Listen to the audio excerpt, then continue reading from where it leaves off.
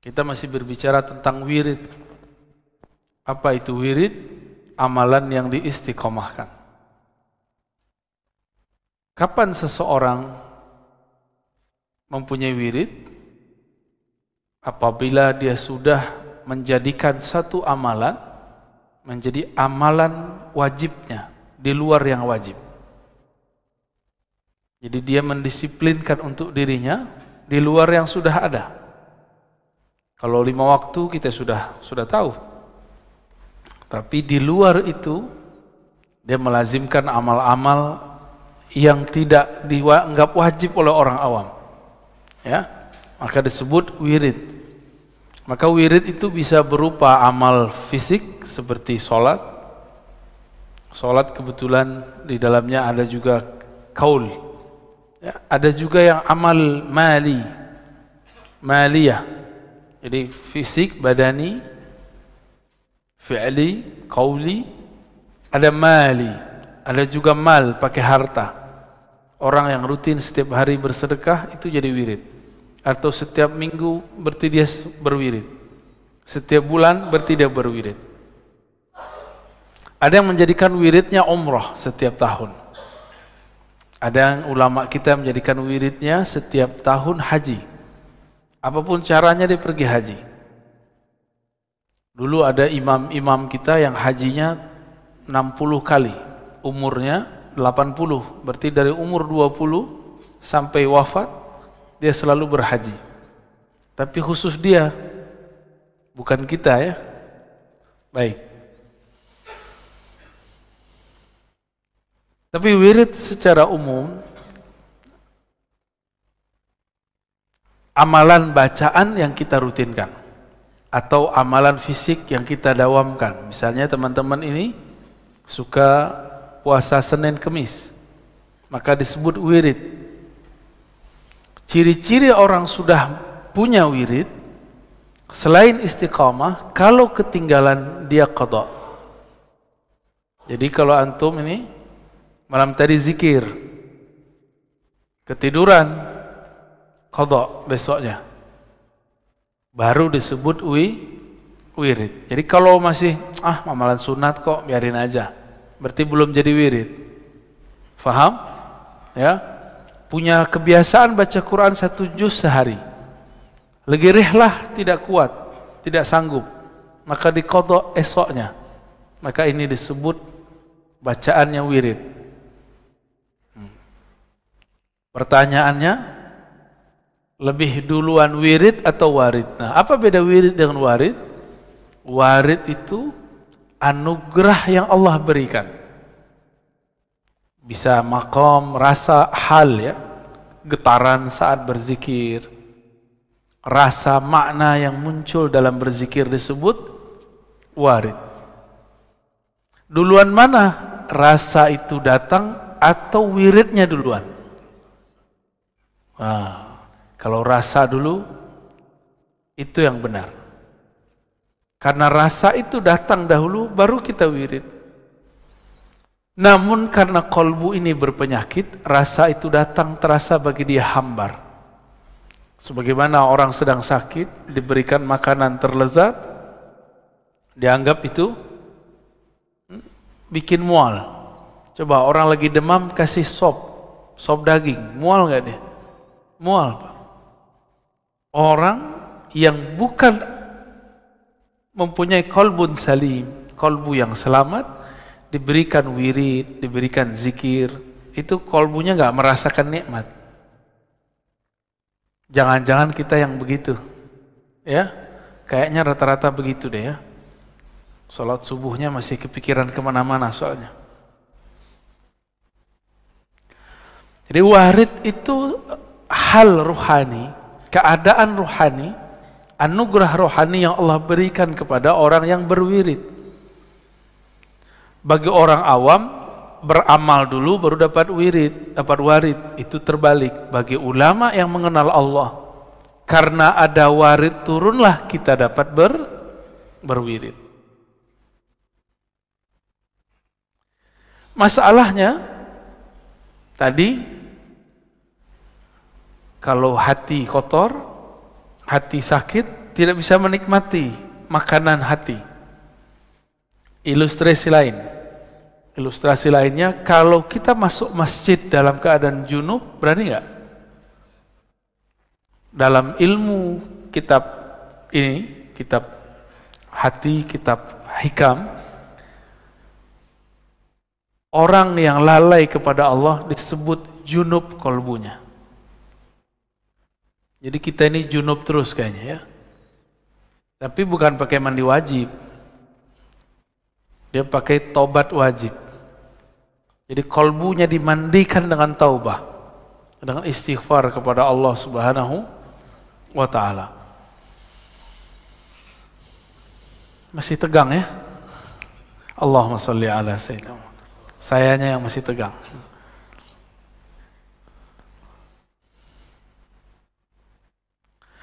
Awrada alaika alwarida litasallamaka min yadil aghyar wa liharriraka min riqil athar.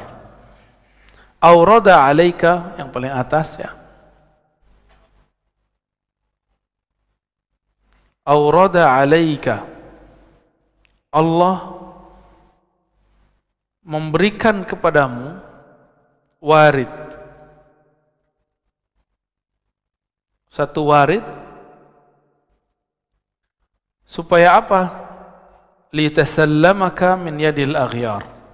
Jadi warid itu agar dia mengambilmu dari pengaruh selainnya.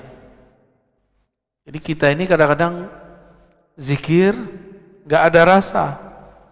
Tiba-tiba di saat hilang keinginan dapat rasa, nah, jadi zikir gak boleh nafsu. Baca Quran gak boleh nafsu, Pak. Kalau zikir punya nafsu, pengen khusyuk, gak dapat khusyuknya. Ya, zikir pengen usul, pengen sakti, gak sakti antum. Ya, sama dengan ketemu guru, ketemu ustadz pakai nafsu, nggak akan ketemu. Nggak usah nafsu, ya. Segala sesuatu itu biasa-biasa aja. Jangan terburu-buru, jangan tergesa-gesa, jangan maksa-maksa, jangan maksa Allah juga. Kalbu kita belum siap. Antum mau merasakan yang Nabi rasakan? Ntar keluar rumah, pohon ngomong, berani nggak? Paling-paling besok gila. Ngomong-ngomong sendiri ya, ngomong pohon, gak sanggup kita. Maka Allah Subhanahu wa ta'ala mengambilnya pelan-pelan. Ada yang diambil langsung. Yang diambil langsung, terjadilah apa yang disebut majzub. Tahu majzub? Masih ingat ciri-ciri wali? Macam-macam wali ada 3. Wali malamatiyah, wali majzub, wali sufi. Wali majzub ini yang mendadak diambil oleh Allah Subhanahu. Jadi dia diberikan mahabbah, diberikan ma'rifat secara mendadak. Maka kaget itu, akalnya kaget. Orang biasa yang tidak mengerti walaupun gelarnya doktor, ustadz, kiai 1000 kali, kalau nggak paham ilmu ini, dia akan anggap orang yang mengalami itu gila. Dan saya dituduh orang yang meyakini wali gila. Menurut antum, Wan Syekhon gila nggak? Wali pastinya. Ya, saya punya penyakit serak kalau berbicara, apalagi pagi-pagi begini. Tiba-tiba beliau ngantarin satu obat yang sampai sekarang mujarab. Dokter diobatin orang gila, mungkin nggak? Hah? Mungkin nggak? Mungkin nggak dia gila? Nggak mungkin. Ente yang nggak paham, ya. Jadi kita tidak pernah meyakini wali itu gila atau orang gila wali, nggak ada. Kita menyebutnya majzub, dan majzub beda dengan majnun. Majzub orang yang ketarik akalnya karena cinta, sedangkan majnun orang yang tertutup akalnya disebut gila. Waliharriraka min riqil athar, Allah memberikanmu warid, pertama menyelamatkanmu dari selainnya, yang kedua membebaskan kamu dari perbudakan athar alam semesta. Athar itu boleh juga diartikan ciptaan Allah Subhanahu wa ta'ala. Kita ini mohon maaf sudah jadi budak fulus, budak badan. Coba antum lihat, berangkat pagi, pulang sore. Untuk apa? Fulus, jujur aja. Fulus untuk siapa? Untuk keluarga, untuk anak, untuk badan, untuk lifestyle, gaya hidup. Berarti kita betul-betul jadi budak badan ini. Budak dari pasangan kita sendiri. Mau jadi budak. Ya, budak kalau di Malaysia anak-anak. Tapi perbudakan, paham perbudakan. Waliharriraka min rikil athar. Allah berikan rasa supaya kamu tinggalkan perbudakanmu. Inilah yang membuat antum hadir pagi ini. Insya salah satu perbudakan badan tidur. Jadi tidur itu tanda kita tergadaikan oleh tubuh ini. Jadi pengennya jam segini ngapain? Tidur ya, sama Pak Sio pengen tidur. Tapi karena janji, gak boleh egois. Ya. Doakan saja saya selamat dan sehat selalu, dan teman-teman yang bersama. Ya. Kalau dihitung-hitung capek Pak. Ngajar itu capek, lelah, tapi ya. Kalau kita pikir lelah, kapan berjuangnya? Ya. Itu suara apa itu Bu? Ya, ditahan, tahan. Ya. Yang terganggu bukan saya, orang di depan saya ini, kekasih Bapak Ibu ini.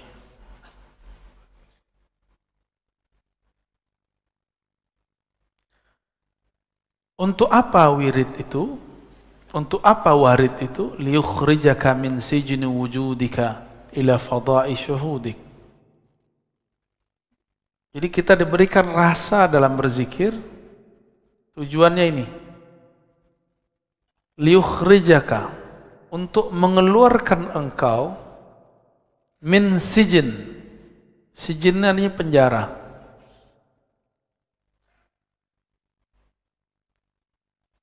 Kemarin saya ketemu dengan ketua rutan di pelosok negeri, di perbatasan Kalimantan Barat dengan Malaysia. Bapaknya baik sekali. Kita disambut benar-benar baik. Sebelum saya keluar, selesai kita ngisi kajian untuk para napi, nggak tahu napi namanya. Tiba-tiba ketua lapasnya, ketua rutan yang ngomong, Ustadz, doakan saya pindah segera. Waktu kajian saya ngomong, semua kita ini terpenjara. Saya tunjuk dia, ini dia terpenjara, ini terpenjara semua. Bedanya, yang lagi ditahan dengan fisiknya. Yang sedang bekerja, dia tahanan pekerjaannya, tahanan daripada tuannya, atasannya. Benar gak? Suami istri kalau tidak kenal Allah, tidak cinta Allah dan Rasulnya, menjadi tahanan rumahnya. Coba lihat suami-suami ngomongnya apa? Takut sama istri.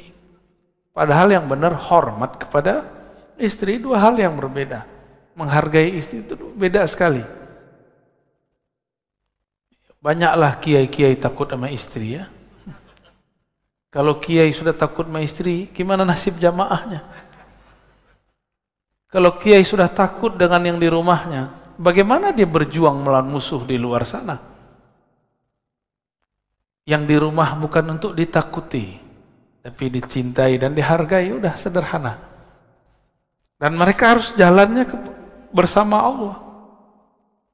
Maka bahtera rumah tangga yang bukan karena Allah, bubar aja. Ya, untuk apa dipertahankan? Antum akan menjadi budak selama-lamanya. Jadi kalau nggak betul-betul sejalan kepada Allah, nggak usah dipertahankan. Satu mau kemana, satu mau kemana. Tapi saya yakin orang yang jatuh cinta, jika berbicara dengan cinta, dia mudah dibawa kepada Allah Subhanahu wa ta'ala. Maka di rumah jangan keras-keras Pak ya. Mentang-mentang udah ngaji hikam terus kamu harus berwirid. Jangan begitu, biasa aja. Ya. Dalam ilmu keruhanian, kita tidak boleh memaksa seseorang yang di luar dirinya. Maka wiridnya murid seorang santri itu ngaji. Kalau muridnya seorang pegawai, maka dia dikasih wirid doa berangkat dan doa pulang, tapi disisipkan di tengahnya. Wirid kamu yang hakiki adalah bekerja dengan jujur dan amanah. Itu wirid paling tinggi bagi orang bekerja. Bagi pemimpin-pemimpin, itu wiridnya adalah amanah dan adil. Kalau wirid saya, ngajar dengan ikhlas. Ikhlasnya itu yang berat Pak, ngajarnya gampang. Ya. Tapi kalau sudah ikhlas, tidak ada lagi yang berat. Kenapa ikhlas itu berat? Karena pakai akal, diakal-akali. Tapi kalau sudah dengan ruhani, maka tiada hambatan. Bapak Ibu ini kan sudah bekerja, itu dengan hatinya. Maka tahu-tahu sudah 10 tahun bekerja ya. Tahu-tahu udah 15 tahun bekerja, tahu-tahu udah beruban, tahu-tahu udah jadi kakek nenek. Bener, saking cintanya sama pekerjaan lupa. Saya mau tanya, Bapak sudah nikah berapa tahun? Iya, coba dikenang Pak awal nikah Pak. Langsung teringat? Sebentar nggak? Sebentar, berarti Bapak cinta sama istri. Ya, alhamdulillah. Ente udah hamim. Anak berapa? Rasanya berapa tahun? Ya, rasanya nikah udah berapa lama? Bentar. Berarti dia cinta sama bininya kan? Bapak buka tuh bajunya ada tatonya tuh. Galak-galak begitu ternyata hatinya lembut ya. Dan kadang yang keras itu orang berserban kayak berkopiah kayak saya nih. Dia kan berserbannya belakangan ya. Kadang-kadang orang beragama, taat itu lebih keras, lebih kaku daripada orang-orang yang tubuhnya sudah bermaksiat, sudah bertato. Lebih gampang tersentuh kadang. Karena orang taat nih, sok taat. Kalau sudah ada sok sedikit, susah masuk ilmu. Allah berikan warid, rasa nikmat berzikir, kecanduan ngaji, itu warid. Antum merasa nikmat ngaji, ada lapang rasa dalam pikiran, itu warid paling mahal. Lebih gede daripada wirid 70.000 kali zikir. Lebih gede daripada sholat 1000 rakaat. Lah kok tiba-tiba ada jamaah, saat syuruk dia sholat dulu, ustadznya lagi ngomong. Berarti dia nggak dapat warid lagi ngaji. Dia beramal pakai nafsu, pengen dapat amalan, pahalanya, umroh dan haji gratis. Ya, padahal ngaji lebih utama daripada itu. Antum belajar satu bab, ini ada 2 bab nih. Itu sama dengan 1000 rakaat. Syuruk cuma 2 rakaat. Tuh, cerdas nggak orang begitu? Tapi di banyak masjid saya melihat begitu. Karena umat diajarkan mengejar pahala, bukan mengejar ma'rifat, bukan mengejar ilmu. Umat diajarkan mengejar benefit, keuntungan. Kalau kamu begini, kamu dapat ini, kamu begini, dapat ini. Ilmu begitu, tambah akhir zaman, tambah ditinggal orang. Ya, maka para asatiz, para ustadz, kita cerita motivasi dengan pahala seperlunya. Mulai cerdaskan umat, jangan perbodoh umat dengan benefit pahala. Itu anak kecil begitu. Anak kita dulu atau kita dulu waktu kecil diiming-iming orang tua. Kalau kamu sholat 5 waktu, Bapak belikan sepeda. Kalau kamu puasa 30 hari, dibawa jalan-jalan ke Bali. Gitu. Kan salah itu ya. Tapi untuk anak kecil boleh. Untuk anak kecil boleh. Saya pernah cerita, saya bilang ke anak saya, nanti kalau kamu puasanya benar, beliin laptop. Sekali kita ketiduran. Masya Allahu yaf'al. Kita ketiduran. Dia nangis. Dia nangisnya apa? Gak bisa beli laptop. Gak jadi beli laptop. Abi gak jadi beli laptop. Bangun jam 6 semua. Sok-sok tahajud malam tadi. Lewat, bablas. Itu anak nangis bukan karena puasanya tidak lengkap. Bukan karena dia tidak sahur. Tapi karena dia berpikir, tujuan dia tadi apa? Laptop. Jadian, Pak. Mau begitu? Ya, Allah sudah tunjukkan sekarang ini orang-orang yang mengajarkan iming-imingan begitu itu banyak masalah. Ya, pasti banyak masalah. Kita doakan mereka para asatidz yang mengajarkan itu, semoga Allah angkat lagi derajatnya ke derajat yang di atas itu, biar dia tidak selama-lamanya membodoh-bodohkan umat. Ya, mohon maaf ini bahasa lumayan kasar. Mungkin sampai kapan ya?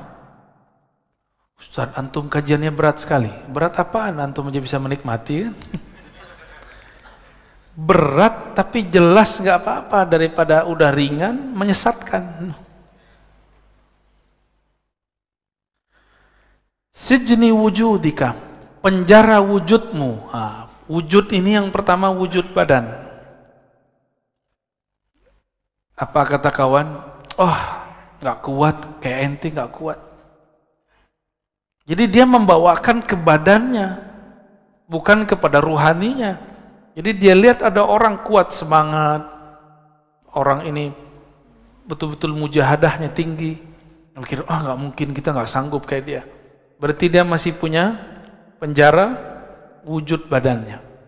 Ada juga yang penjara akal. Penjara akal. Nggak masuk akal.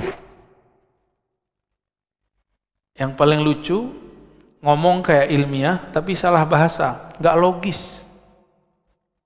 Saya tanya, masuk nggak logis apa? Nggak masuk akal. Nggak masuk akal beda dengan nggak logis. Tahu bedanya? Apa bedanya, Pak? Jangan-jangan selama ini kita ngomong, kita nggak paham apa yang kita omongi. Apa beda akal dengan logis?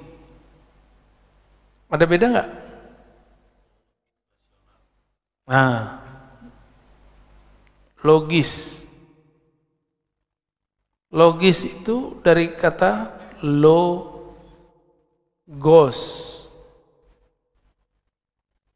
Artinya ilmu atau kata. Kata. Kalau tidak masuk akal, rasio. Nggak masuk akal berarti nggak rasional, irasional.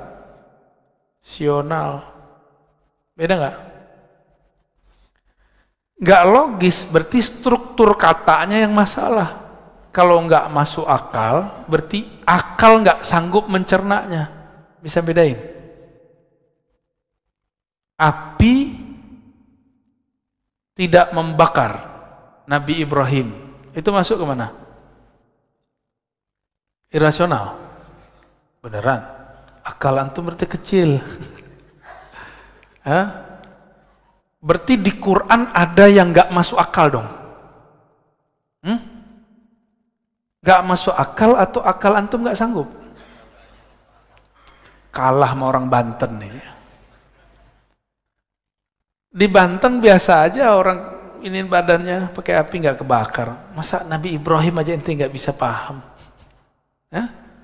Berarti rasionya yang kurang terlatih. Ya, rasio itu yang kita sebut akal. Akalnya kurang cerdas itu aja. Ya, mohon maaf ya. Semua di Quran masuk akal nggak? Seharusnya. Terus ketika saya turunkan satu-satu tadi, Nabi Ibrahim tidak terbakar. Terus nggak masuk akal.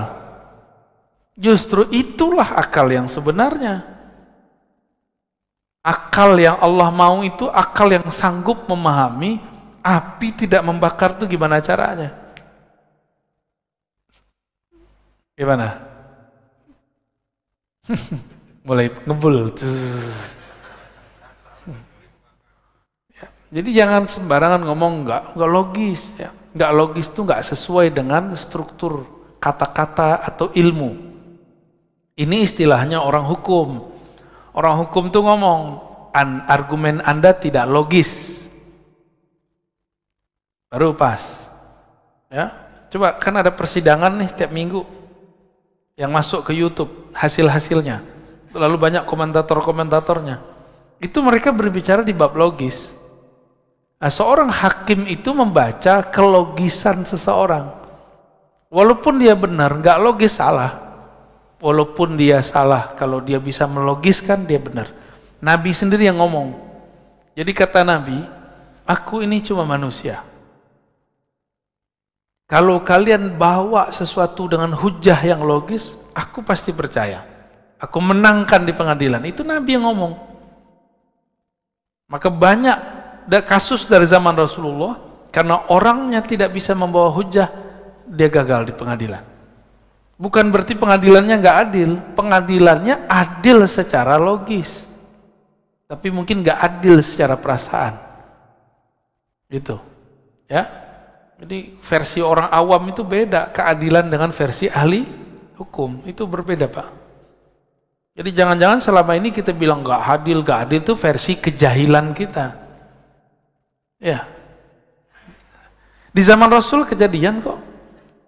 Memang Nabi nggak kasyaf, Nabi kasyaf. Jangankan Nabi, Imam Abu Ishaq Asy-Syirazi habis memutus, ada dua orang datang saling tuduh-menuduh masalah maling. Kalahlah orang kedua, padahal dia tidak salah. Besok bakal dipotong tangannya. Subuh-subuh seperti ini, tar siang mau dipotong. Imam Abu Ishaq Asy-Syirazi mimpi bertemu Rasulullah SAW. Apa kata Rasulullah SAW? Wahai Abu Ishaq, akhta'ta, kamu salah. Sebenarnya yang maling yang pertama, yang kedua tidak dapat bawa hujah. Bangun tidur, beliau tidak merevisi hasil keputusannya. Karena secara bukti yang dapat bawa bukti siapa? Karena kalau ilmu itu, pengadilan itu pakai perasaan, hancur Pak pengadilan. Jadi di pengadilan itu pakai bukti. Meskipun antum ini benar, nggak bisa bawa bukti, lewat. Nggak usah begitu, orang menikah aja begitu. Kawan kita tiba-tiba dicerai sama suaminya, padahal dia nggak pernah ikut pengadilan. Ternyata itu si suaminya bisa merekayasa pakai orang dibayar seakan-akan udah selesai, tahu-tahu surat udah turun. Bisa begitu, Pak. Jadi hakim cuma baca indikator yang datang kepada dia. Tapi kan orang komentar sekarang di luar ilmunya, seakan-akan dia menguasai semua ilmu. Jadi beda logis dengan masuk akal, beda ya. Penjara akal, penjara ketika akalnya masih belum dicerahkan, diberi cahaya oleh cahaya ilmu Allah Subhanahu wa ta'ala, maka akalnya akan menghambat. Gak masuk akal nih, masa bisa begitu, masa bisa Isra Mi'raj sampai ke langit. Nah itu penjara akal tuh. Kita punya seorang guru dulu, dia nggak punya kerjaan, Pak. Menurut kasat mata. Tapi dia ngajar. Kita lupa ngajar itu juga pekerjaan. Bedanya, kalau kita kerja untuk bos kita, dia kerja untuk Allah yang jamin dia. Lebih banyak mobilnya dari orang yang kerja untuk dunia. lebih banyak tanahnya. Orang datang, Pak Kiai, saya mau kasih tanah. Pakai syarat, tidak, bil 10 hektar, 10 hektar. Orang kerja 50 tahun, 1 hektar pun tidak dapat ya.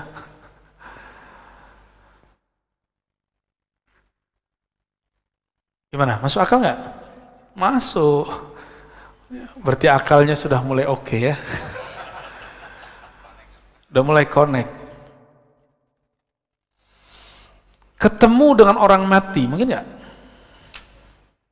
Orang mati itu yang mati apanya? Oke. Antum udah cerdas. Terus yang masih hidup apa? Ruhnya.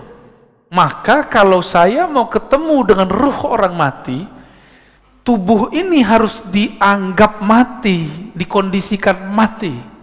Baru ruhnya bisa ketemu dengan ruh orang mati. Itulah yang terjadi pada baginda Rasul sallallahu alaihi wasallam. Ketika beliau mengatakan ra'aitu Musa yusolli fi qabri. Aku melihat Sayyidina Isa salat di dalam kuburnya. Bukan di atas kubur, di dalam kubur. Lebih canggih lagi tuh. Beliau ketika sampai di Al-Masjid Al-Maqdis, Baitul Maqdis, melihat 124.000 para nabi dan rasul sholat di belakangnya. Itulah, ini asrar, rahasia, bahwa semua para nabi kemudian menjadi umat Nabi Muhammad sallallahu alaihi wasallam. Jadi makmumnya beliau semua. Maka wajar beliau mengatakan, itu Nabi Ibrahim pun butuh syafaatku baru bisa masuk surga. Apalagi kalian, ya, sok-sokan baru tahajud berapa tahun, ya. Baru ngaji sunnah bid'ah kemarin sore, udah bisa ngancem-ngancem ustadz, ya. Saya bersaksi di akhirat, Anda ini sesat. Emang ente sempat jadi saksi? Berarti dia nggak mengenal akhir zaman, akhirat. Jadi ada namanya al-ilmu bi akhir zaman atau bil akhirah. Ilmu mengenai akhir zaman dan akhirat. Bahwa di akhirat itu nanti orang nggak akan sempat memikirkan orang lain. Hanya Rasulullah lah yang sempat memikirkan selain dirinya dan pewaris Rasulullah sallallahu alaihi wasallam. Orang yang di dunia ini memikirkan umat, nanti dia di sana akan dekat dengan Rasulullah sallallahu alaihi wasallam. Tapi orang yang sekarang di dunia ini, dia memikirkan dirinya sendiri, dia jauh dari Rasulullah sallallahu alaihi wasallam. Dari penjara wujudmu kepada fadha'i syuhudik, kepada limpahan penyaksian kepada Allah atau ranah menyaksikan Allah Subhanahu wa ta'ala. Itu tadi. Kalau Bapak bisa masuk akal nggak? Kiai di kampung digaji 200.000 sebulan dari pesantren. Tapi bisa berangkat umroh haji lebih sering dari Bapak ini. Tiba-tiba mobilnya ganti terus. Gajinya 200.000 sebulan. Seperti yang saya katakan tadi, tanahnya tambah terus. Orang nitip, orang ngasih. Bisa begitu. Gajinya cuma 200, tapi karena dia kerja untuk Allah, bukan untuk tuannya, maka Allah Subhanahu wa ta'ala kayakan dia. Yang tadinya, kalau coba pikirin Pak, kerja 24 jam, jadi kiai kan kerja 24 jam.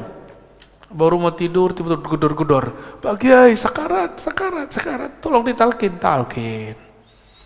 Mau tidur, udah lama nggak ketemu istrinya. Baru senang-senang dengan istrinya, tiba-tiba gedor-gedor lagi. Pak Ustadz, ada yang kesurupan. Wah, ustadznya dukun kali ya. Akhirnya ya datanglah ke sana. Selesai, dikasih amplop TKS. Terima kasih Ustadz. Gak dikasih apa-apa. Tapi si Ustadz bekerja untuk Allah. Allah yang jamin dia. Percaya bahwa keberkahan bukan pada angka-angka. Keberkahan ada karena orang memandang Allah Subhanahu wa ta'ala. Ya. Saya kalau pikir-pikir di pesantren atau di kampus ngajar, malas kita, Pak.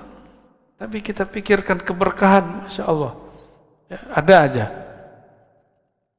Dan keberkahan itu milik mutlak Allah Subhanahu wa ta'ala, dan dia bisa kirim lewat benda apa saja, di saat kapan saja.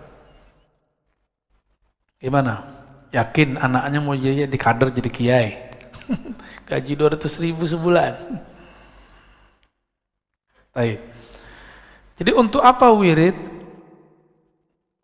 Warid itu memerdekakan kamu dari perbudakan selain Allah Subhanahu wa ta'ala. Sebenarnya di kolbu ini ada penjara. Sebelum masuk ke dalam kolbu ada penjara, namanya penjara cahaya. Jadi orang kalau masuk ke situ, dia sudah merdeka dari yang sebelumnya, tapi masuk ke penjara baru. Ini ada teksnya di sini ya. Al-anwar matayal qulubi wal asrar. Al-anwar, apa arti anwar? Cahaya. Ada namanya anwar? Ada ya? Anwar, cahaya-cahaya itu, matayal qulub, mataya itu boleh diartikan kendaraan. Cahaya itu adalah kendaraan untuk kolbu dan sir. Ini kolbu, ini sir ya. Apa arti sir? Jadi kolbu kita itu ada lapisan-lapisannya. Lapisan terdalam sebelum masuk ke ranah ruh namanya sir. Ya.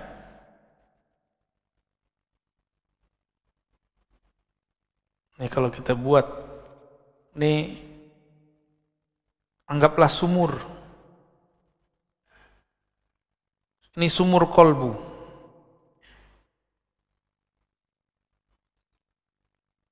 Kalau kita lihat ke dalam sumur, terlihat seperti ini, tambah dalam. Nah, ini kolbu. Ada lagi ke dalam, terus ke dalam. Ya. Yang ini disebut dengan fuad. Fuad itu tempat memutuskan apa saja. Lalu di dalamnya lagi disebut lub. Lub itu inti dari kolbu, otaknya otak itu dia. Jadi semua kecerdasan kita ada di lub. Orang yang berpikir dengan lubnya, dia akan mampu membaca 10 tahun ke depan, 5 tahun ke depan. Ini kawan-kawan saya, sebelum pandemi, sebelum ada demam online, dia sudah belajar online dan diejek banyak orang. Tapi dia berpikir tenang dengan lubnya. Dagang sama, yang berbeda cara dagangnya. Benar nggak? Dulu dagang nggak? Saya pernah bercerita di sini, di akhir zaman, pasar di mana-mana, tapi sepi. Coba lihat, ruko ada di mana-mana, sepi. Ini zamannya, Pak. Dulu saya pikirkan, pasar sepi, nggak ada transaksi. Ternyata Nabi hanya sanggup membahasakan ke masyarakat Arab saat itu, akhir zaman, pasar-pasar luas di mana-mana tapi sepi. Maksudnya orang cukup pakai handphone, smartphone. Itu zaman Nabi Yusuf aja nggak ada itu, Pak. Nabi Sulaiman bisa terbang kemana-mana, itu iri dengan zaman ini. Kalau perlu dia hidup jadi umat Nabi Muhammad SAW. Ya. Gimana? Mau jadi umat terdahulu? Saya nggak mau, Pak. Saya bangga jadi umat akhir zaman. Alhamdulillahirabbil alamin. Imam Abu Hanifah berfatwa banyak hal, dan itu berlakunya baru sekarang. Zakat fitrah boleh dengan yang senilai, boleh dengan fulus, boleh dengan yang senilai. Misalnya kita pakai pencet-pencet jadi nggak? Ya, mohon maaf nih para kiai yang sangat setia dengan mazhabnya, mazhab jadulnya. Saya ini juga bermazhab Syafi'i, tapi Syafi'i usuli, bukan Syafi'i furu'i. Syafi'i manhaj, bukan Syafi'i qauli. Apa bedanya? Syafi'i manhaji, kita meminjam manhajnya Imam Syafi'i, kita pakai. Bisa jadi beda hasil kaulnya.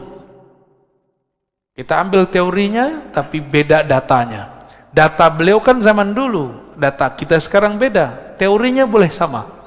Apa nanti perbedaannya? Coba lihat, ribet nggak? Mohon maaf ya.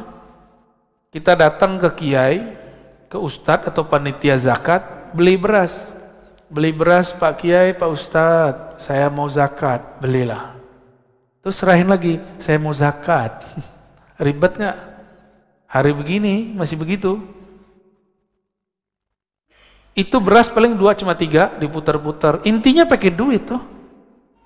Tapi begitulah ulama ahli fikih menjaga keorisinalitas pemikiran mereka. Cuma saya nggak sepakat kalau harus saklek. Sekarang zaman orang lagi di mobil, lagi di pesawat, di mana bisa pencet jadi. Lalu kenapa kita harus mempersulit? Maka jika ada waktu lakukan itu, lakukan anterin beras. Jika tidak ada waktu, kita ambil yang baru ini. Jadi nggak boleh saklek juga, nggak boleh juga menghina yang lama. Ya, yang lama kita pertahankan jika memungkinkan. Jika tidak, kita terima yang baru. Itu orang punya loop. Di dalam inilah namanya ruh.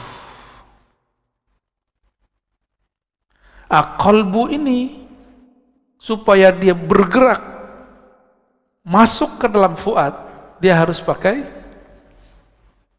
cahaya. Cahaya apa? Cahaya ma'rifatullah. Cahaya mengenal Allah Subhanahu wa ta'ala. Saya boleh sebut ini boleh kita sebut dengan, kalau ada smartphone, ini smart apa? Qalbu. Kalau smart qalbu, di dalamnya pasti ada memori, server, ada Play Store, apa kalau Apple itu apa? App Store. Ini juga ada Qalbu Store. Bukan store, Pak. Apa yang terjadi di sana? Allah menurunkan di dalamnya rahasia-rahasia, ilmu pengetahuan. Kenapa ilmunya para ustadz mentok? Ngaji itu yang diulang-ulang. Karena ilmunya terbatas pada yang tertulis atau yang didengar, atau pada hafalannya. Kalau dia punya smart qalbu, aktif, ada pulsanya, ada paketnya, kan beda paket beda hasil, Pak. Ya. Atau dia nggak punya, dia cuma punya jaringan wifi, maka dia aktifkan, dia dekat kepada sumber, maka dia bisa mendownload. Orang yang bisa merasakan inilah yang disebut laduni. Jadi paham laduni itu apa? Masuk, bisa dipahami. Jadi laduni itu nggak aneh-aneh, Pak. Laduni itu bukan berarti kepala dikeplak-keplak terus masuk ilmu, itu enggak. Ambil kitab terus gini, masukin, enggak begitu. Zikir 70.000 kali dapat laduni, enggak. Laduni itu bukan orang banyak zikir, orang banyak baca. Laduni itu ketika si qalbu tahu dari mana dia menggali. Qalbu menggali dari buku, atau qalbu menggali dari lub dan sirnya. Kalau dia menggali dari lubnya, dia bisa memprediksi masa depan. Jika dia menggali dari sirnya, dia dapat membaca rahasia apa saja di alam semesta. Kalau pakai ruh, nggak ada batas, unlimited. Itulah rohani Rasulullah sallallahu alaihi wasallam. Jadi yang pakai ruh itu cuma Rasulullah. Para nabi paling sampai lub. Para nabi, Pak. Jadi 124.000 para nabi itu paling tinggi cuma lub dan sir. Lub, sir, lubnya dan sirnya. Oh, ini ada satu sini lagi ya.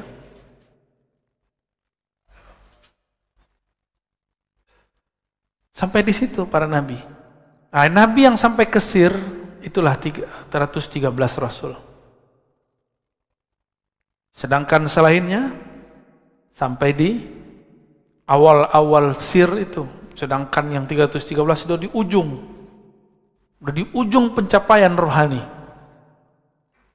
Yang menjadi pakar ruh cuma Rasulullah sallallahu alaihi wasallam. Maka ilmunya Rasulullah di atas para malaikat. Jibril nggak bisa tembus, Pak. Jibril cuma sampai ke Fuad. Jibril menurunkan Al-Quran sampai ke Fuad. Sebenarnya dia tidak menurunkan, dia cuma nyolek Fuadnya Rasulullah. Ternyata dalam kolbu Rasulullah sudah ada semua Quran. Jadi Quran turun itu cuma formalitas. Pada hakikatnya di kolbu Nabi sudah ada semua Quran itu.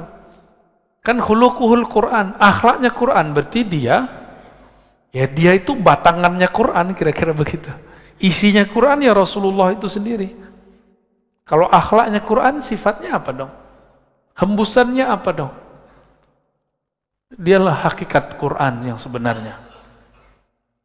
Dengan demikian Rasulullah SAW itu ilmunya unlimited, tidak terbatas. Kalau kita ada kuota unlimited, tapi kalau habis jatahnya loading.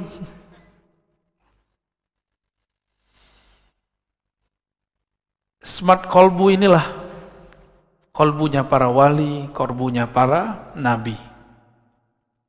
Salatullah wassalamuhu alaihim. Gimana? Cukup? Beneran? Baru mukodimah ini ya. Ya udah, ini tambah satu lagi hadiah buat antum ya. Jangan sholat syuruk ya. Orang lagi bagi-bagi asror, dia malah sholat syuruk. Yang paling lucu, kawan kita sholat. Saya nggak tahu dia sholat sunat atau sholat wajib. Saya lagi bahas asrar. Dalam sholat dia dengerin ceramah saya. Ya. Beramal jangan dengan nafsu ya. Beramal itu ya dengan makrifat itu kita beramal. Kita ini kan senang sibuk tapi hasilnya dikit. Lagi ngapain? Sibuk. Gaji gitu-gitu aja. Sekarang ini orang udah rebahan, gaji jalan terus. Ya, kaum rebahan. An-nuru jundul qalb. Cahaya keilmuan itu, cahaya makrifat itu jundullah, tentara Allah. Jundul qalbi, tentara qalbu. Tentara butuh komando enggak? Butuh komando. Betul? Beneran? Maka ini kolbu harus dilatih mengomandoi nur. Butuh mursyid, syaikh yang membimbing dia. Kalau enggak nanti ketika ada cahaya yang tadi tidak terlihat, namanya kasyaf. Paham? Kalau sesuatu terlihat, kolbunya belum terlatih, nanti kolbunya akan tersesat pada kasyaf syaitan. Karena kasyaf ini terbagi, ya, kasyaf, apa arti kasyaf? Terbukanya tabir gaib. Kasyaf ya. Terbukanya tabir gaib. Kasyaf ini ada kasyaf syaitani.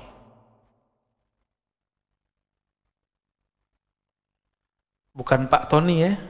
Jangan tersinggung nanti Pak Tony. Ada kasyaf. Udah banyak ini ya. malaki, malaikat. Kasyaf malaikat biasanya dengar zikir. Jadi antum nih kalau jalan, mungkin ada di antara kita nih, pas jalan keluar, dengar pohon zikir, itu namanya kasyaf malaki. Ya. Atau seakan-akan terbawa ke alam lain, lalu melihat ada sekelompok komunitas di alam yang kita tak tahu alamnya, mereka sholat, mereka zikir. Ya. Itu namanya malaki. Asik Pak. Alam-alam begini nih asik. Termasuk yang syaitoni ini asik. Bener asik.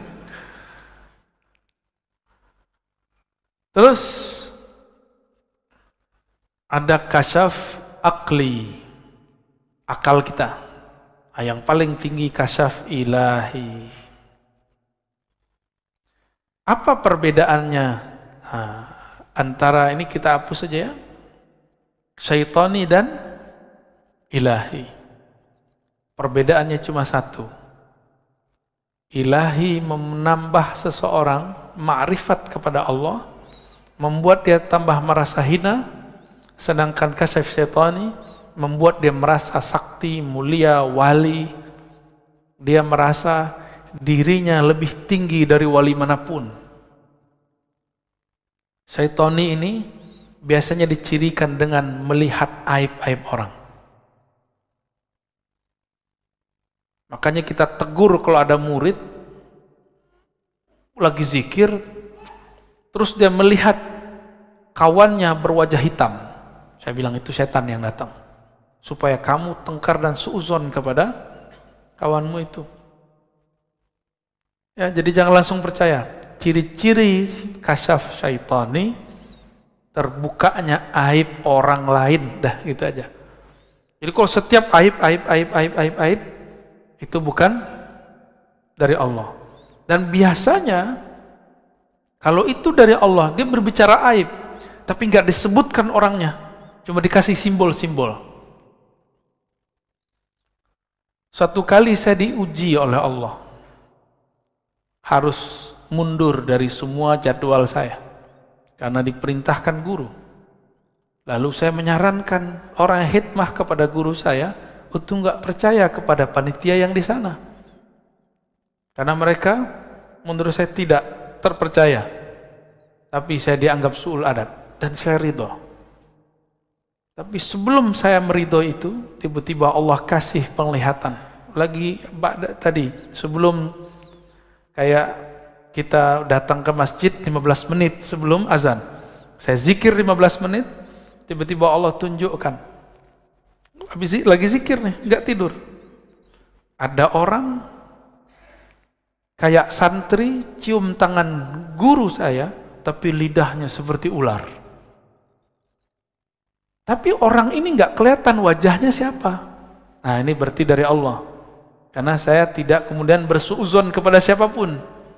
Cuma kemudian mencari-cari ini siapa.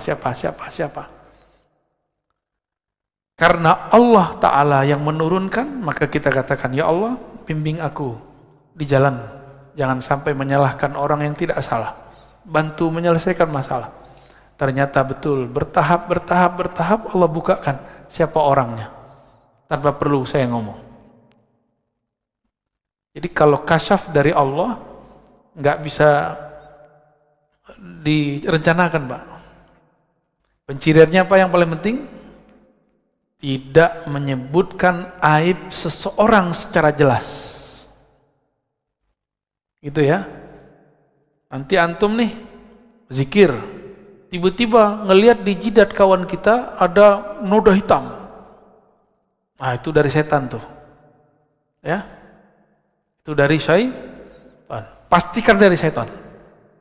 Karena jelas ada orang di situ. Tapi kalau kita tiba-tiba melihat ada sesuatu, orang lagi zikir, tapi kepalanya berubah, tapi kita nggak tahu siapa orangnya. Tunggu aja, nanti juga ada.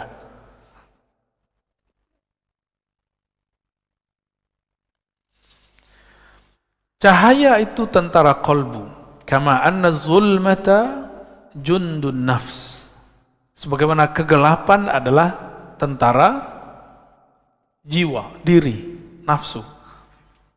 Berarti ada dua tentara ya. Tentara dalam bab ini itu persis seperti tentara dalam pemahaman militer. Dia punya serangan. Itu zulmah, kegelapan ini. Dia bisa menyerang, Pak. Masuk lewat pikiran, masuk lewat telinga, masuk semua. Dan serangannya bertubi-tubi. Kalau orang berzikir dengan nafsunya, pengen jadi wali, nanti pas lagi zikir, kamu wali, kamu wali, kamu wali. فَإِذَا أَرَضَ اللَّهُ أَن يَنْصُرَ عَبْدَهُ أَمَدَّهُ بِجُنُودِ الْأَنْوَارِ. Ciri-ciri orang yang diselamatkan Allah, Allah kirim tentara cahaya, tentara ma'rifat, tentara laduni. Ciri-ciri orang itu tidak diselamatkan oleh Allah. Allah biarkan dia bergejolak, bergelimang dengan kegelapan dan selainnya. Sama-sama zikir, tapi sekarang sibuk dengan kasyaf, sibuk dengan urusan jin, sibuk dengan urusan-urusan yang menghalangi dia kepada Allah Subhanahu wa Ta'ala. Berarti dia sedang terjebak pada madadz zulmi wal aghyar, dan itu banyak Pak dari dulu. Dari dulu orang-orang yang ingin belajar zikir terhalang di bab ini. Sama-sama melihat yang gaib. Bedanya yang ini asik dengan kegaibannya, sedangkan yang pertama ini asik dengan yang maha gaib, Allah Subhanahu. Yang gaib-gaib itu asik ya. Kalau dulu anak kecil petak umpet, cari yang nggak kelihatan, kan gaib juga. Petak umpetnya ahli zikir, pengen cari-cari khadamnya orang. Cek nih, cek, wah kamu punya khadam nih 1000. Cek, oh kamu punya jin nasab. Asik itu Pak, asik bener. Saya kan mantan. Ntar cek lagi, wah ini cincinnya ada isinya nih. Nah, saya kasih sini aja.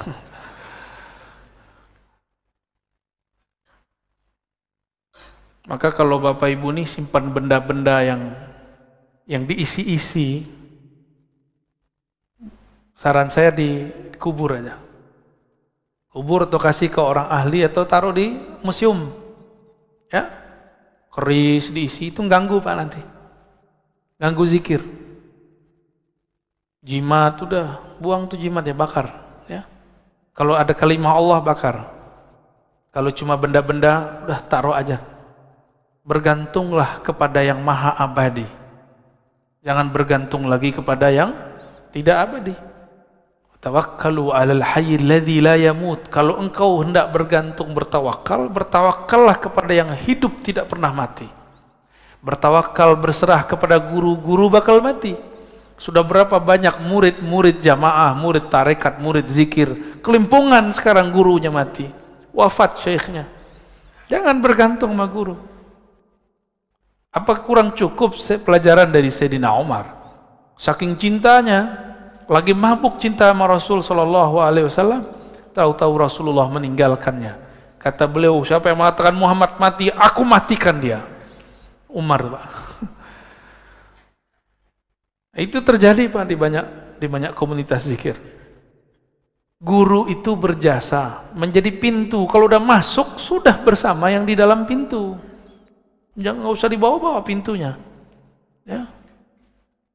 Paham maksud saya? Sayyidina Ali mengatakan, ana madinatul ilm wa aliyun babuha. Nabi Muhammad SAW menyebut Sayyidina Ali, aku kota ilmu, Ali pintunya. Itu hadis mutawatir, didhaifkan oleh kelompok pembenci Ahlul Bait. Ahlus Sunnah cinta sahabat, cinta Ahlul Bait. Kita respect kepada dua golongan ini. Jadi ciri-ciri Ahlus Sunnah yang sebenarnya cinta ulama, sahabat, cinta Ahlul Bait. Cinta Ahlul Bait bukan berarti membenarkan semua kata-kata Ahlul Bait. Ini kan ada Sayyid, ya, ada Habib paling 1-2 orang. Ya dia sama kayak kita, tanya aja sama dia. Gak ngaji dia jadi orang jahil. Gak sholat dia jadi fasik. Ya, sama. Bahkan dosanya lebih besar dari kita. Karena di dalamnya ada darah Rasulullah Sallallahu Alaihi Wasallam. Emang enak jadi Habib. Ya, kawan-kawan mau jadi Habib, atau Habib palsu. Habib PA atau ya, emang kalau udah pakai gamis jadi Habib, pakai jenggot, ngomong tabarakallah, masya Allah. Enggak jadi Habib. Habib itu nasab dari Rasulullah SAW dan itu anugerah. Karena ada satu prestasi di alam sana dulu dia buat oleh ruhnya, maka dilahirkan sebagai Habib. Habib aja kadang nggak tahu Pak prestasi dia. Apa yang dia buat dulu di sana. Baik. Semoga Allah memberikan kita tentara-tentara kolbu dan diberikan kemampuan untuk mengemandoi tentara-tentara itu. Jangan sampai cahaya sudah masuk, tapi kolbu belum siap untuk merawatnya. Maka rawatlah kolbu, bergurulah kepada ahli kolbu. Fas'alu ahli dzikri in kuntum la ta'lamun. Tanya kepada ahlinya jika engkau tidak tahu. Jika tidak tahu fikih, tanya ke ahli fikih. Jangan tanya ke sufi. Jika tidak tahu tasawuf, tanya ke ahli tasawuf. Jangan tanya ke salafi. Jika enggak mengerti tentang dakwah, jangan tanya kepada ustadz yang cuma ustadz yang malas gerak, apa namanya, mager. Ada ustadz mager Pak, dia di rumah aja ya, nggak apa-apa juga sih. Jangan tanya jemaah tabligh kepada ustadz mager, nggak paham dia. Sebagaimana antum jangan tanya persoalan suluk khalwat kepada orang yang sedang rehlah dakwah. Dulu kita khuruj, saya ikut khuruj dulu. Sampai di satu tempat, itu orang kampung sana suluk tarekat, zikirnya Allah Allah. Setahu saya dalam khuruj ada bab tidak boleh membicarakan atau menyalahkan khilafiyah. Ini kawan saya menyalahkannya, diusirlah. Untung ada saya sudah pernah bersuluk 40 hari. Kita cut dari bisa yang urus. Akhirnya jadi bersahabatlah kita sama orang yang tadi disalah-salahkan itu. Malah dia baca-baca isi hati saya. Dia kira saya nggak bisa baca juga. Taib, alhamdulillahi rabbil alamin. Ngebul ya. Semoga Allah kirim tentara kolbu, bukan tentara nafsu. Ya. Dekati ahlinya, jangan jauh dari mereka, amalkan ilmunya. Insya Allah tentara kolbunya dapat dikendalikan. Ya. Amin ya rabbal. Mungkin ada 1-2 pertanyaan. Wow, ini tuh sering nih. Anu kali beling ya, fadal.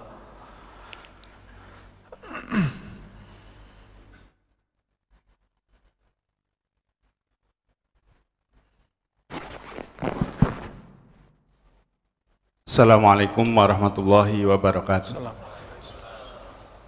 Saya Syafaat Ustadz dari Tangerang. Saya butuh syafaat Pak. Sama Ustadz. Lanjut.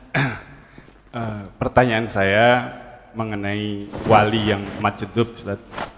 Bagaimana cara kita untuk membedakan kejadian-kejadian atau perbuatan yang khariqul adah itu, kan orang-orang lain juga kadang-kadang melakukan. Tapi kalau wali majdub ini ya juga melakukan seperti itu.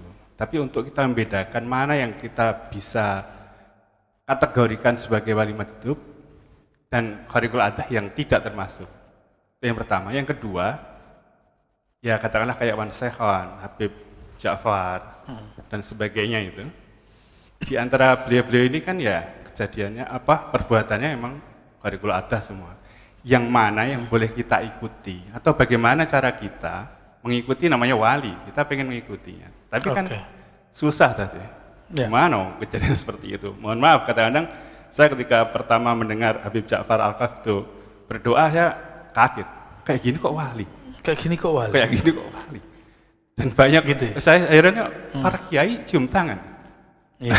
itu seperti itu. Maksudnya kita mana yang harus kita ikuti? Baik. Syukran. Assalamualaikum warahmatullahi wabarakatuh. Teman saya terjebak oleh kata-kata gitu Pak. Kayak gini kok wali? Jadi wali versi Bapak syafaat apa? Sorban. Dia doang yang wali Pak. Ya. Tapi ente besok jangan tanggalin serbannya, tetap begitu ya. Kita bayangin wali itu tengah hutan sendiri, ya gak seru Pak. Jangan bayangin wali itu orang yang sendiri gak punya nafsu, enggak. Nabi istrinya 9, bukan berarti hatinya kotor. Nabi Sulaiman punya kekuasaan di timur, di barat, bukan berarti dia cinta dunia. Istrinya 400, gundiknya 1000. Bukan berarti dia bukan kekasih Allah, nggak ada urusannya. Menurut kita nih, apalagi ibu-ibu ini ya, mohon maaf ibu-ibu, kita mikirin, masa wali bininya banyak? Jadi kita konsepnya wali itu nggak ada nafsu. Kalau kayak gitu batal dong kenabian Nabi Muhammad SAW. Batal dong kenabian Nabi Sulaiman, kenabian Nabi Daud, istrinya banyak. Wali itu jangan pakai konsep kita. Wali itu pakai konsep yang punya kewalian. Siapa yang punya kewalian? Allah. Nah itu riqil athar juga tuh ya. Budak asumsi, paradigma. Jadi tolong jangan pikirkan wali itu semuanya kemana-mana pakai tasbih, terus pakai tongkat. Subhanallah. Enggak Pak, sesekali saya meniru itu. Malam tadi kita kajian di Tangerang, saya pakai tongkat. Tapi enggak selalu, biar Bapak juga tahu bahwa itu bukan semuanya wali begitu. Kita mah wali murid ya. Benar nggak wali murid? Udah pasti. Sama wali anak kita sendiri ya. Wali menurut Allah itu apa? Ala inna awliya Allah la khawfun alaihim wa la hum yahzanun. Wali Allah itu tidak ada hazannya, tidak ada khaufnya. Jadi wali nih. Ini kan kita punya konsep macam-macam. Nah, ujungnya ada 2 karakter dia. Apa itu? Tidak ada hazan. Apa arti hazan? Huzun ya. Sedih. Yang kedua khauf. Apa arti khauf? Takut. Wali itu nggak ada itu. Wali-wali yang mengalami tidak ada rusuh di hatinya, tidak ada gundah dalam jiwanya, walinya ada 3. Pertama wali sufi. Nah itu yang antum bayangin tuh ya, kemana-mana pakai tongkat, jenggotnya Masya Allah, serbannya Masya Allah, kopiahnya rapi, jubahnya rapi, sarungnya rapi, tasbihnya luar biasa, wiridnya terjaga, tertata rapi, karena sufi pakai thariqah, rekat. Ya. Ada wali yang kedua. Ini sufi itu jadi wali, zahirnya karena riyadhah dan mujahadah, zahirnya, batinnya tetap Allah. Karena dia rajin berzikir, berwirid, maka dengan asbab keberkahan itu Allah angkat dia jadi wali. Ada wali yang kita sebut tadi apa? Majzub. Majzub ini wali mahabbah. Ya, love. Orang kalau sudah jatuh cinta, hilang nggak akal sehatnya? Nah, ini cintanya bukan sama awewe. Ini cintanya sama yang ciptakan kecantikan perempuan itu. Gimana? Kita mabuk loh sama perempuan cantik. Bener nggak Pak? Sebagaimana mbak-mbak itu juga mabuk sama bapak yang jelek-jelek ini.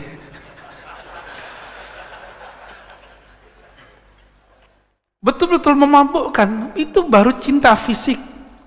Yang mohon maaf, ya buang airnya masih bau lah. Ya. Itu wansehan Pak. Sahabat saya saksinya, buang air kecilnya nggak bau. Dia pipis, itu air seninya nggak bau. Percaya nggak? Ini saksinya bukan 1-2 orang, hampir dimanapun dia pipis, kencing di situ, mohon maaf ya, bahasa kasar begitu. Itu orang mengatakan, kok nggak bau ya? Itu baru cucu Rasulullah, cicit Rasulullah SAW. Gimana Rasulnya? Sallallahu alaihi wasallam. Padahal orang rokok, itu kan kotor pembersihannya. Normalnya kalau dia ngerokok, itu pasti bau. Bener nggak? Kita yang nggak ngerokok aja bau.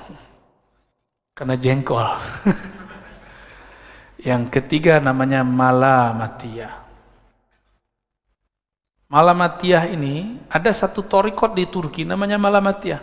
Tapi bukan itu. Malamatiyah ini orang yang diberikan asrar dan ma'rifat mutlak. Itu mutlak. Maka malamatiyah ini karena dia punya asrar di mana? Di bagian paling dalam kolbu tadi, ruh. Dia harus menjaganya. Karena ini permata, permata harus dijaga benar. Coba lihat sekarang, sejak kejadian ada toko emas di Ciputat, tahun kapan itu dibobol orang pas Jumatan, masih ingat? Sekarang semua toko emas di Ciputat itu pakai, ya udah kayak penjara, Pak.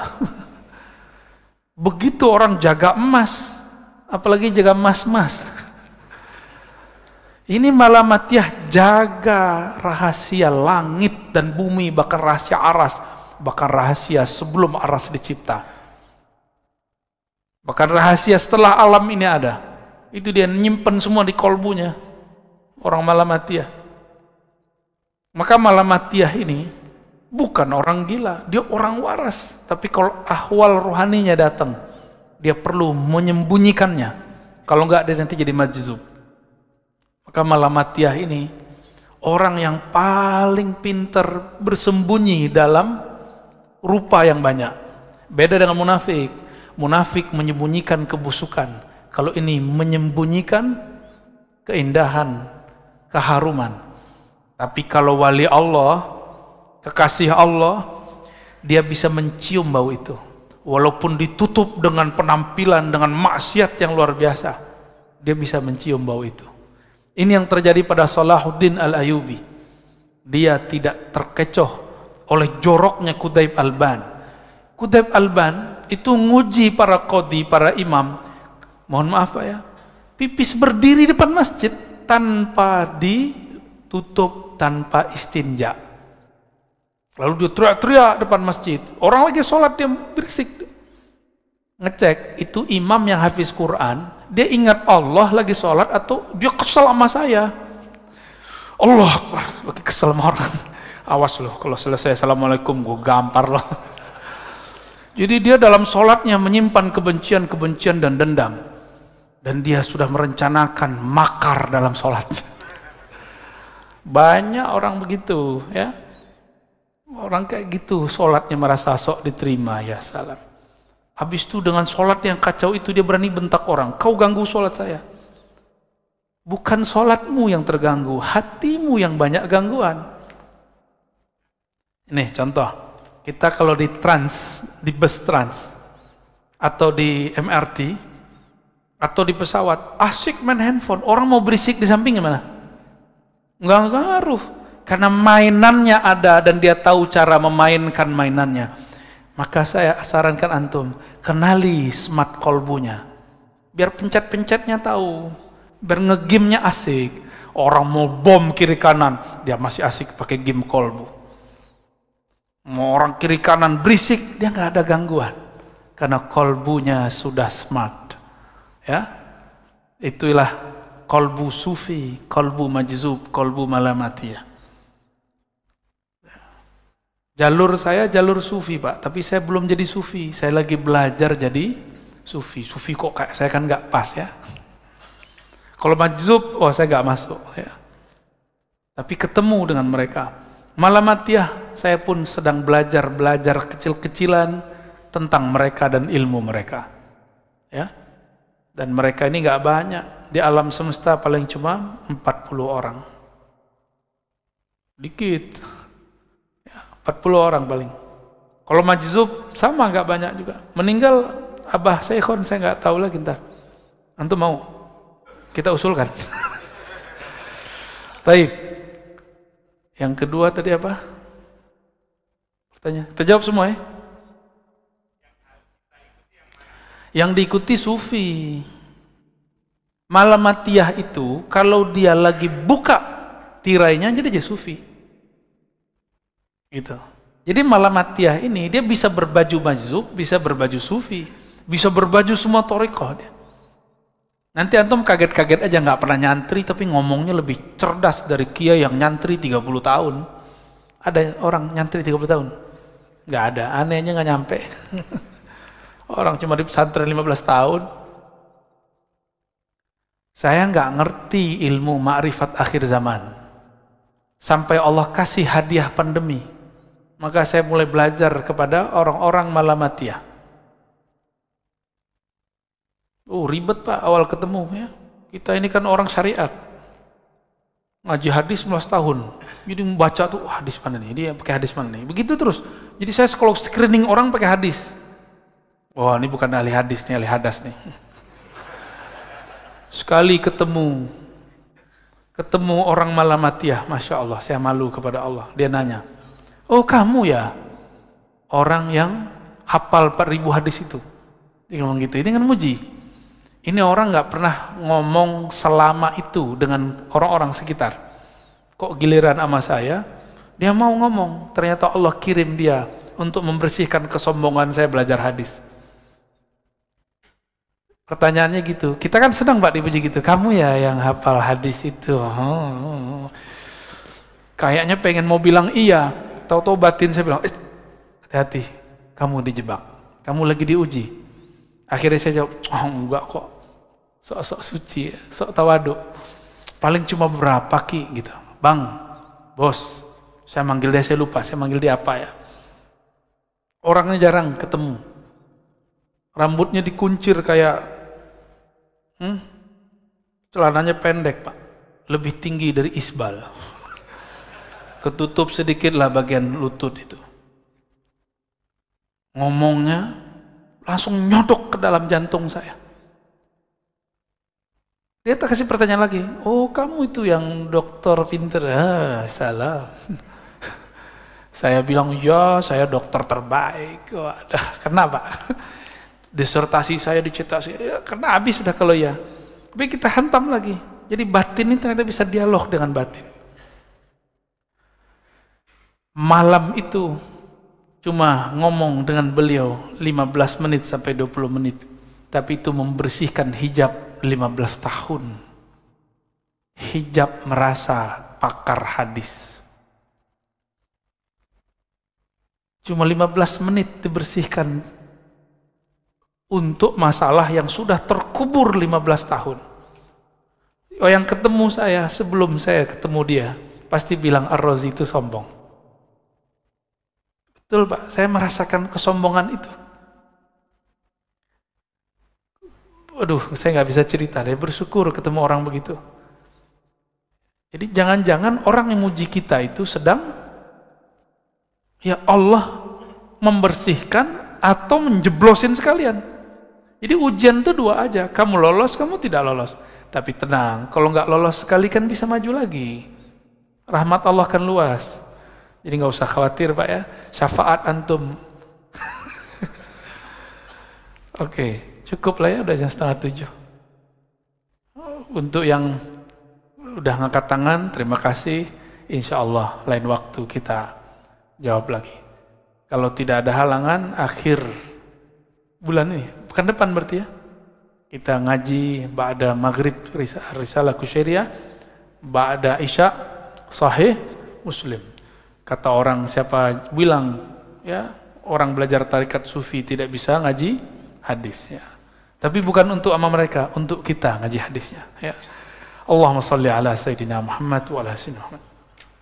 Ila hadratin Nabi Mustafa sallallahu alaihi wasallam wa ala sadatina al-awliya as-sufiyyin wal majzumin wal malamatiyya wa a'immati as-sufiyya wa a'immati al-muhaddithin wal mutakallimin min ahli sunnati wal jamaah wal fuqaha al-arba'ah wa sadatina al-ulama wa sadatina al-mursyidin murabbiyin والمريدين والحاضرين والحاضرات الفاتحة أعوذ بالله من الرجيم بسم الله الرحمن الرحيم إياك نعبد وإياك نستعين صراط الذين أنعمت عليهم غير المغضوب عليهم ولا الضالين اللهم يا رحمن الرحيم يا منزل الفاتحة وهي yang menurunkan surat Al-Fatihah salli ala Sayyidina Al-Fatih sampaikan salam kami kepada Sayyidina Al-Fatih Nabi kami yang memegang Fatihnya langit dan bumi, Fatih pembukanya surga. Allahumma balligh salamana wa tahiyyatana ilaih, wa balligh mahabbatana wa syauqana ilaih. Ya Allah sampaikan salam rindu kami, salam cinta kami kepada baginda Nabi Muhammad sallallahu alaihi wasallam. Salatu wassalamu alaika ya sayyidana ya Rasulullah. Salam beribu kali salam wahai baginda Rasul, semoga tercurah kepada hadirat engkau. Jawablah salam kami wahai Rasulullah. Terima kami sebagai umatmu wahai Rasulullah. Terima kami sebagai ikhwanmu di akhir zaman. Allahumma ya Ghaffar ya Ghafur ya man huwa alimun bidatis sudur. Wahai yang maha mengetahui dosa-dosa kami, aib-aib kami, masa lalu kami. Ampunilah semua kedurhakaan kami. Engkaulah yang maha berkuasa untuk merubah kami. Maka rubahlah kami ya Allah dari pemaksiat jadi orang taat. Dari orang taat yang sombong menjadi orang taat yang tawadu. Dari orang berilmu yang merasa dia berilmu menjadi orang berilmu yang merasa ilmunya berasal daripada engkau. Allahumma ya nur, ya man huwa nurun ala nur. Wahai pemilik cahaya, jika matahari penyebab hidupnya tumbuh-tumbuhan dan manusia bahkan hewan di muka bumi, maka engkaulah pemilik cahaya. Dengan cahayamu itulah ya Allah kalbu kami hidup, fuad kami hidup, lub kami hidup, ruh kami terang benderang. Maka izinkan ya Allah kami mendapatkan cahayamu ya Allah. Cahaya yang tidak pernah terbenam ya Allah. Cahaya yang tidak pernah tertutup oleh awan-awan maksiat ya Allah. Allahumma ya Allah, bebaskan kami dari perbudakan badan kami, perbudakan nafsu syahwat kami, perbudakan akal pikiran kami, bahkan hijab-hijab yang ada di dalam kolbu, fuad, lub dan sir kami. Hantarkan kami ya Allah kepada kesadaran ruhani yang sebenarnya, mengenal engkau tiada batasnya. Warzuqnal iman wal islam wal ihsan. Dengan kemuliaan engkau ya Allah, berikan kami hakikat Islam, hakikat iman, hakikat ihsan memandang kepada engkau. Allahumma ya Allah, kami punya keluarga, punya kawan, punya tetangga, punya bangsa dan negara. Maka rahmatilah semuanya ya Allah. Kami punya ulama, punya umara, jagalah mereka ya Allah. Kurangi perselisihan di antara mereka ya Allah. Jika mereka berselisih, bimbinglah mereka ya Allah. Ya Allah, kami sering terpancing ya Allah. Terpancing untuk hal-hal yang tidak penting ya Allah. Maafkan emosi kami yang labil ini ya Allah. Maafkan pikiran kami yang selalu suuzon kepada siapa saja ya Allah. Ya Allah, biquwwati jamalika wa jalalik. Ya Allah, dengan keberkahan jamal, keindahanmu, kelembutanmu, maka jadikan kami hamba-hamba yang di dalam kolbunya ada kelembutan, dalam kolbunya ada kasih sayang. Ya Rabb, akhir kami berdoa, bebaskan kolbu kami dari syirik, dari nifaq, kemunafikan, dari kefasikan, dari riya ya Allah, dari ingin dipuji ataupun takut dibenci, dari ingin pamer, dari puncak semua dosa, yaitu lalai kepada engkau ya Allah. Maka dengan kudrah iradahmu, rahmatmu ya Allah, bersihkan diri kami dari semua penghalang kepada engkau ya Allah. Rahmati kami, keluarga kami, orang tua kami, guru kami. Rabbana atina fid dunya hasanah wa fil akhirati hasanah wa qina adzabannar. Waqtim lana bil khairat walhamdulillahi rabbil alamin. Subhanakallahumma wa bihamdika asyhadu an la ilaha illa anta astaghfiruka wa atubu ilaik. Assalamualaikum warahmatullahi wabarakatuh.